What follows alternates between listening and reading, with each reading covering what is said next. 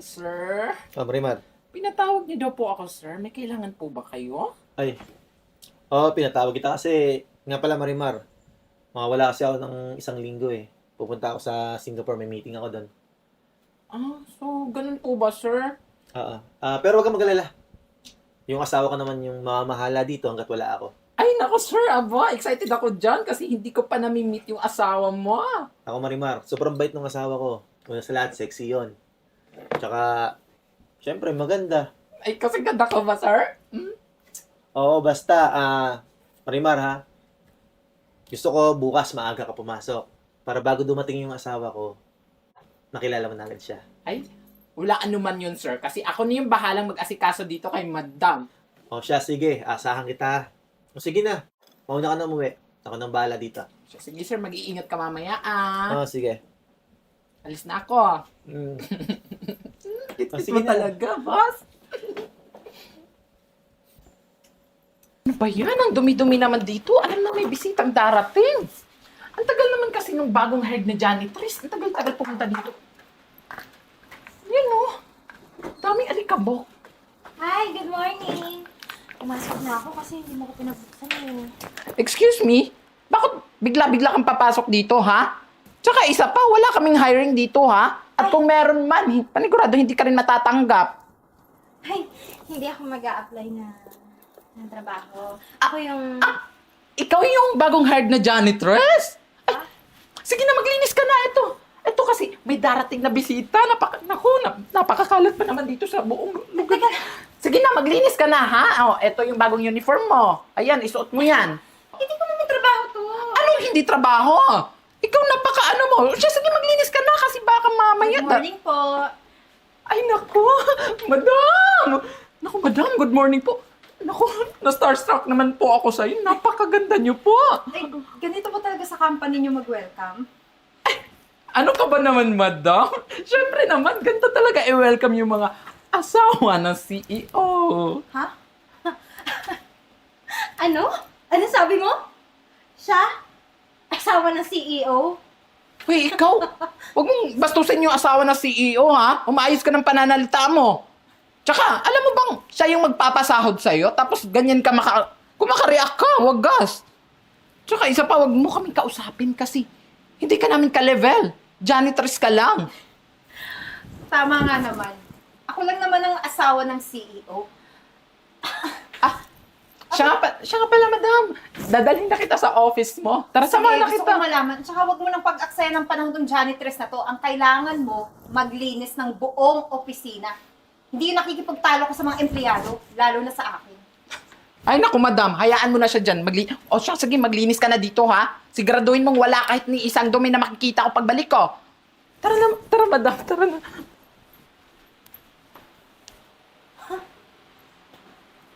Ayan, ma'am. Dito po yung opisina niyo.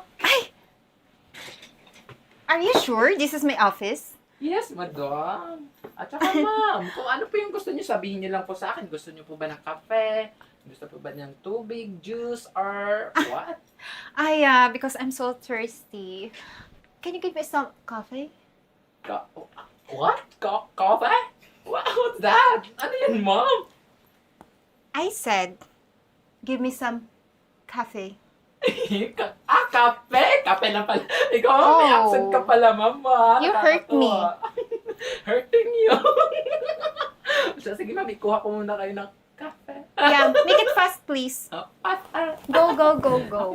Go. Bakla itong papasaba ko sa English, ah. Mahalata pa ako. Ay, laptop? MacBook? Ano kang password nito? But anyways, hindi ko yung problemahin. Kasi, damang-dama ko ng pagiging mayaman. Ang swerte-swerte ko. Maka-selfie nga. Wait lang. Hashtag New Jersey. Ay, madam, kumusta po ang pagiging boss? Hoy, may kamay ka ba? Hindi ka ba marunong kumatok? Ay, Kita mo naman opisina ko to, di ba? Dapat kumakatok ka, wala kang respeto.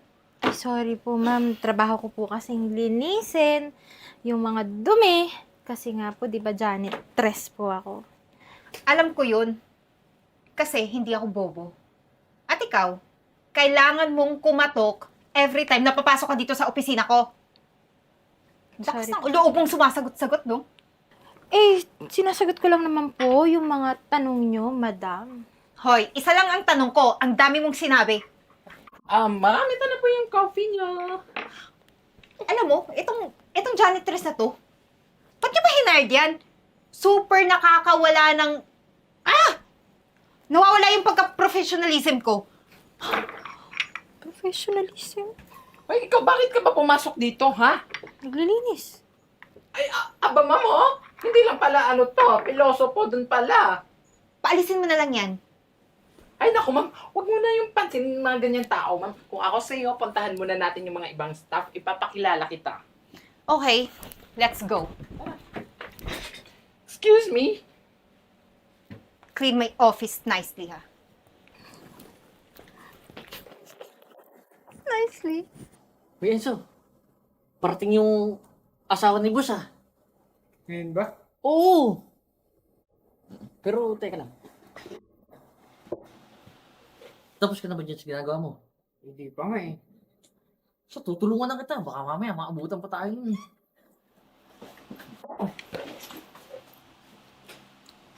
Everyone, listen. I would like you to meet the wife of the CEO here in our company. Good morning, Good ma'am. morning po. Good morning! Ako nga pala yung bago nyong janitress.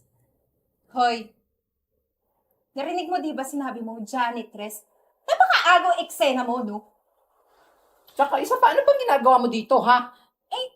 Ano bang, bago ako dito, so gusto ko lang ipakilala po kung sino ako. Ako yung bago nyong janitress. Hoy, kahit magpakilala ka pa sa amin, wala kaming paki sa'yo. Tingnan mo, dukha ka. Walang pinag-aralan. Kaya nga, nag-apply ka dito sa company namin. Kasi, hanggang pagiging janitress lang ang kaya mong abutin sa buhay. Tsaka isa pa, gusto mo ba i-welcome pa namin yung pagiging janitress mo? Ha? Ano tingin mo?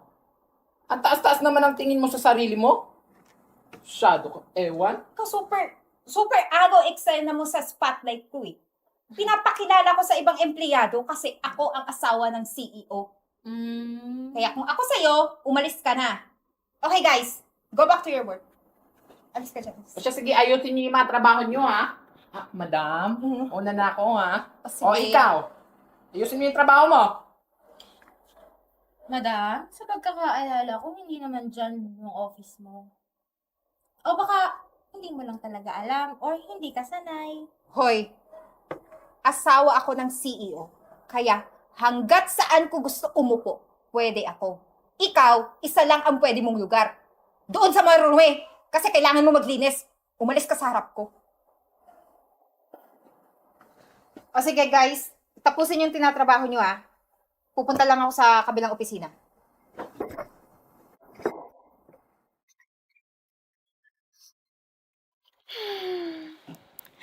Dalawang araw na, hindi pa rin ako nabibisto. Ang sarap maging asawa ng CEO. At may pakape pa. Ay, ma'am. Ito nga pala yung presentation ko para bukas. Ma'am, pacheck naman po. Baka may kulang or mali para ma-revise ko. Wait lang. Presentation. Presentation bukas.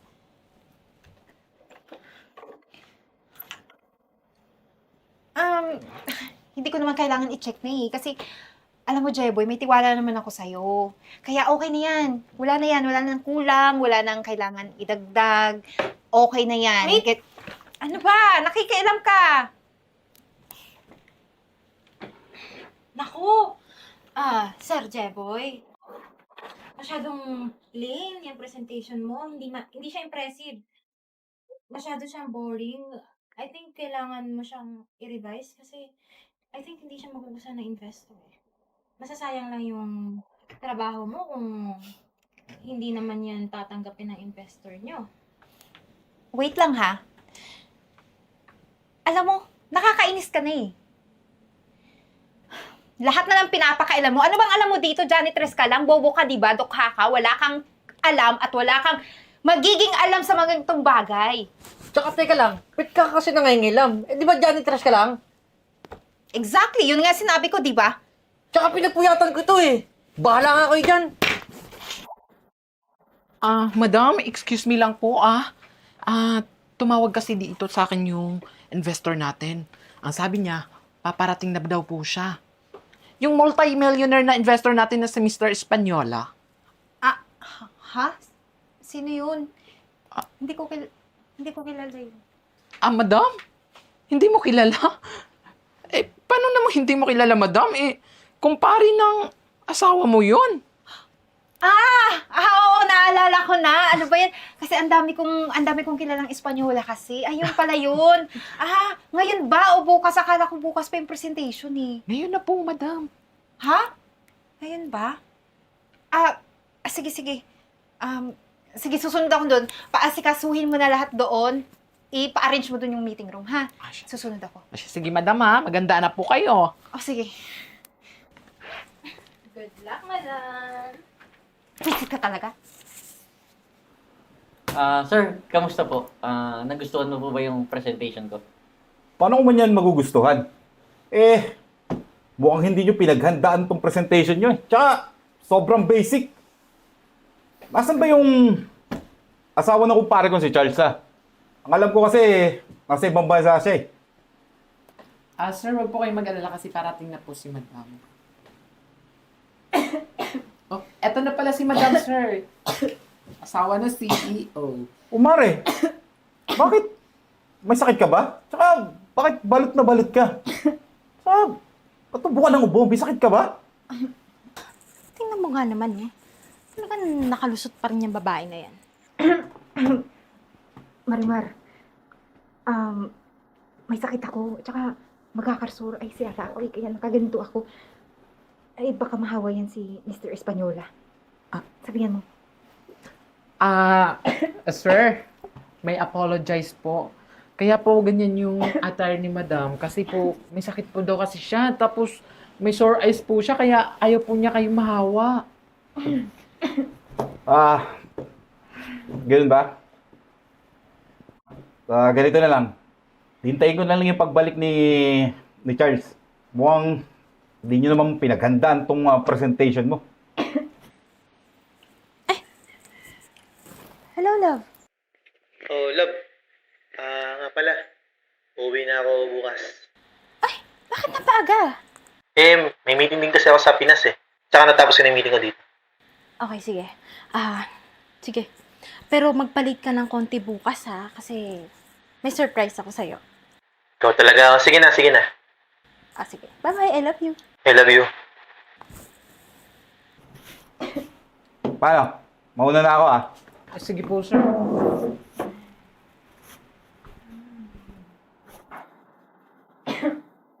Sige na. Mauna na ako dun. Babalik ako. Madam, ayos ka lang ba talaga? Oo, huwag kang magalala.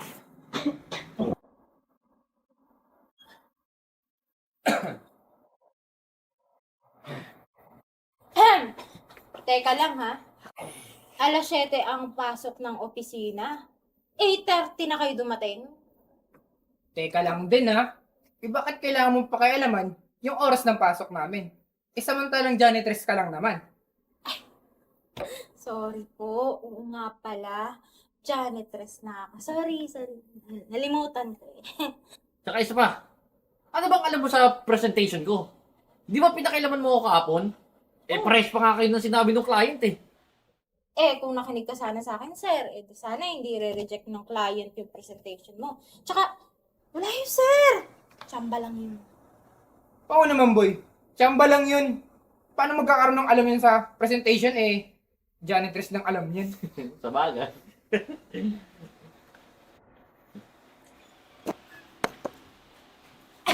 Uy, good morning po, ma'am. Good morning. Marimar, Yes, madam. kailan ba ang balik ng sir mo? Madam, di ba asawa kayo ni boss? Bakit hindi nyo alam? Hindi ko siya makontak, baka busy. Pero kailan ba? Madam, next week po. Next week. Okay. At ikaw, ano tinatawa-tawa mo dyan? Naman, madam. Saan ukay nyo ba nabili yung damit nyo? Hoy, limited edition to. Kaya huwag mo akong tatanong kung saan ko to nabili. Kasi alam kong hindi mo to afford. Saka hindi mo ba alam yung mga brand na ganyan? Ah, sa bagay, sa Divisoria ka rin naman namimili eh. Hindi mo afford yan. Hoy, etyoserang janitress. Pagtimplahan mo ako ng kape. At idiretso mo doon sa opisina ko. Oh, narinig mo yung sinabi ni Madam. Pagtimplahan mo daw siya ng kape. Ano pa inaantay mo? Magtimpla ka na. Ah, isa pa. Huwag mo na rin kalimutan na pagtimpla ako ng gatas. Kasi nagatasan ako kagabi. Sige na. Okay po.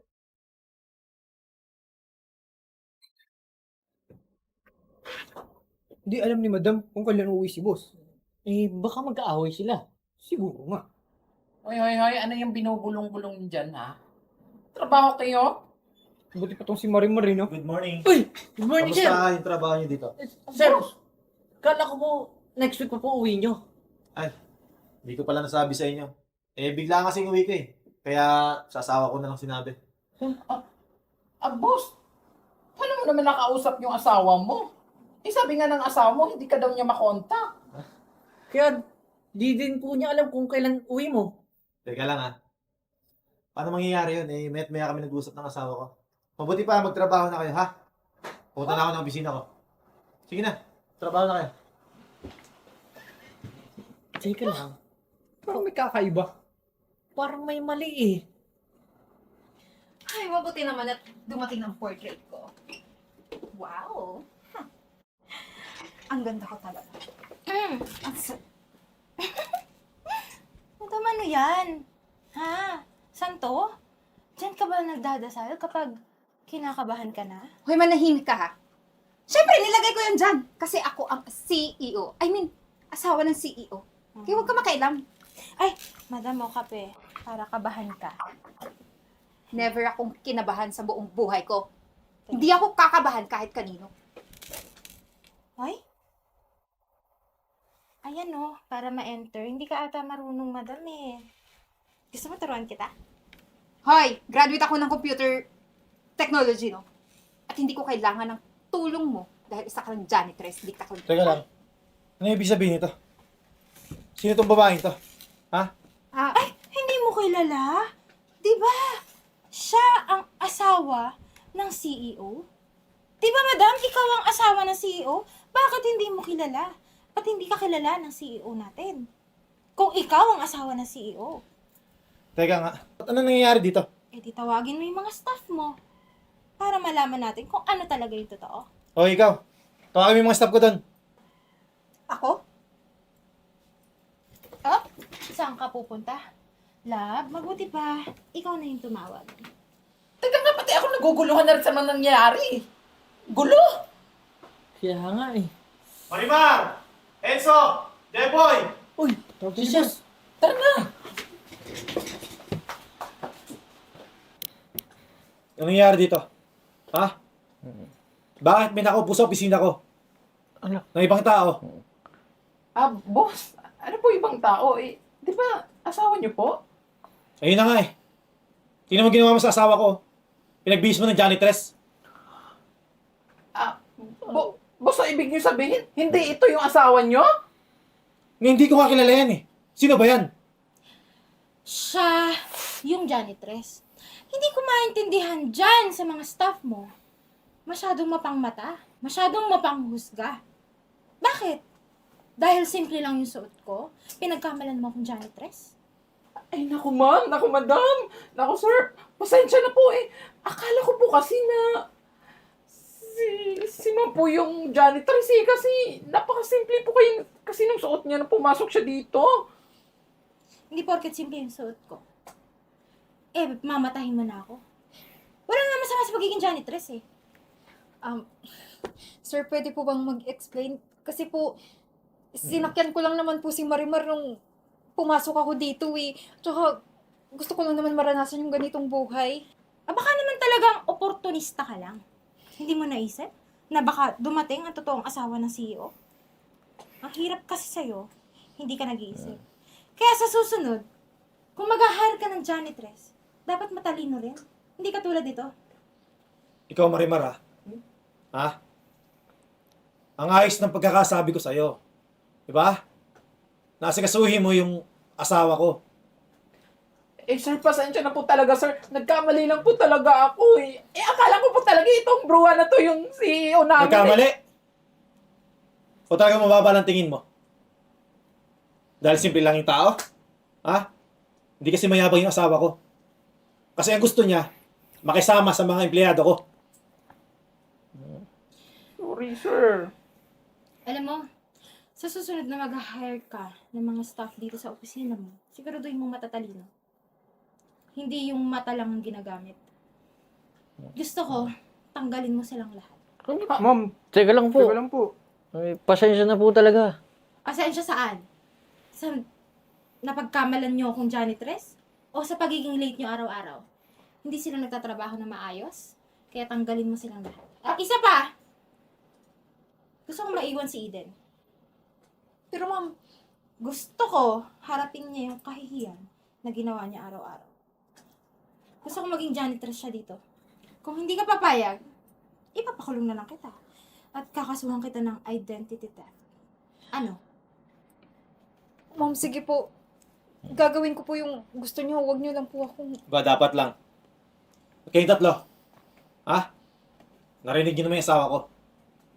Maghanap-hanap na kayo ng bago niyang trabaho. Kasalanan mo ito, Marimar. Ano ba? Gugulan niyo! Hoy! Gugulan niyo! Mabiblur tatlo! yung camera! Ano ba? Manggugulo pa kayo sa office ko? Sige na, umalis na kayo.